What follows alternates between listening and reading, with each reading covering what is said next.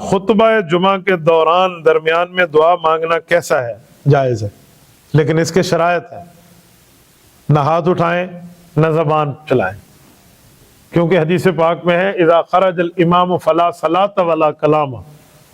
حدیث پاک میں رسول اللہ صلی اللہ علیہ وسلم نے واضح فرما دیا کہ جب امام خطبے کے لیے آ جائے پھر آپ نے بات بھی نہیں کرنی اور آپ نے ایک دوسرے کو سلام جواب بھی نہیں کرنے، بلکہ یہاں تک ہے کہ خطبے کے دوران ایک آدمی کچھ کر رہا ہے، ادھر ادھر کھیل رہا ہے، تو نے کہا یار چپ کر جا، خطبہ چل رہا ہے، یہ بھی منع ہے۔ فرمایا فقد لغوتا، یہ بات بھی کی تو تم نے لغو کیا، اتنا بھی منع ہے، ٹھیک ہے۔ ہاں کوئی لازمی ضروری بات ہے تو وہ امام کر سکتا ہے، وہ سمجھا سکتا ہے خطبے کے دوران، مقتدی کے لیے خاموشی ہے۔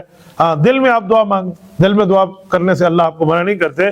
میں الحمدللہ جب سے جمعہ پڑھنا شروع کیا ہے اور اپنے ابا جی رحمت اللہ علیہ سے حدیث سنی تھی کہ جمعہ کے خطبے میں یا جمعہ کے دن میں ایک گھڑی ہے جو مقبولیت کی ہے، مجھ سے نہیں یاد، آج تک مجھے نہیں یاد کہ میں نے جمعہ کے خطبے کے دوران دعا نہ مانگی ہو۔